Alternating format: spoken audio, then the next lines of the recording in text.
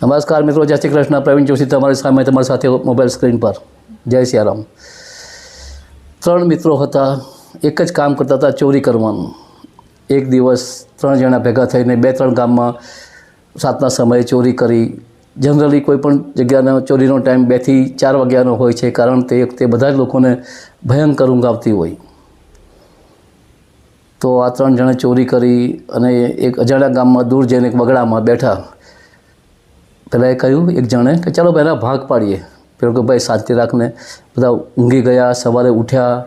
એક જણે કીધું કે ભાઈ ભાગ પછી પાડીએ, પેલા કંઈ ખાઈ લઈએ, આખી રાતનો ઉજાગરો અને બધી મગજમારી છે, તો ચાલો એમ કે. પેલા ભાઈએ તો એક જણને નાસ્તો લેવા ગયો. એ ગામમાં નાસ્તો લીધો, ફરસાણ મીઠાઈ બધું લઈ અને એ ભાઈ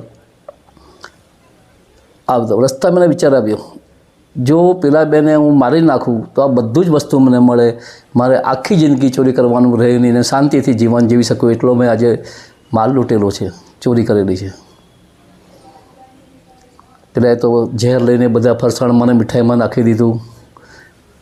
હવે આ બાજુ એ અહીંયા આવ્યો. એ પહેલાં 2 જણને વિચાર આવેલો, જે ત્યાં બેઠેલા. એક ભાઈ નાસ્તો લેવા ગયો તો 2 જે બેઠેલા એને વિચાર આવ્યો કે જો આપણે પેલાને મારી નાખીએ તો આપણને બધી જ વસ્તુ, બધો જ નાસ્તો મળી જાય, હાથે હાથે બધી ચોરીનો માલ મળી જાય, અને 2 જ ભાગ પાડવાના રહે, એટલે આપણે બી બહુ વધારે ચોરી કરવાની જરૂર પડે નહીં. આ વિચારીને એણે પણ તૈયાર થઈને 2 જણા બેઠા. પેલો ભાઈ નાસ્તો લઈને આવ્યો, ગરમ ગરમ નાસ્તો મૂક્યો. જેવો નાસ્તોના પડીકા ખોલવાની વાત થઈ એટલે એક ભાઈએ ઉઠી અને પેલા જે નાસ્તો લાવેલો એને ગળું કાપી નાખ્યો અને મારી નાખ્યો, ખલાસ કરી નાખ્યો. પેલા કે હા, એક તો મર્યો, ચાલો આપણે 2 બચ્યા, એટલે શાંતિથી નાસ્તો કરી લઈએ.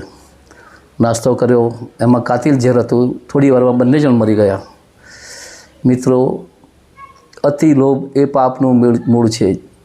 જો આ 3 જણને ખરાબ વિચાર ના આવ્યા હોત તો બધા શાંતિથી જીવતા હોત અને આરામથી ચોરી તો ચોરી કરીને બી જીવન નિર્વાહ ચલાવતે. એના બદલે 3 દોસ્તારો દોસ્તી તૂટી ગઈ અને બધા ભગવાનને પ્યારા થઈ ગયા.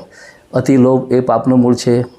લોભ માપમાં હારો, અતિ લોભ હંમેશા ખરાબ હોય છે. અરે મિત્રો, જવા દો વાત, કોઈ પણ વસ્તુની અતિ ખરાબ જ હોય છે, ખાવાનું હોય, પીવાનું કે કંઈ પણ હોય.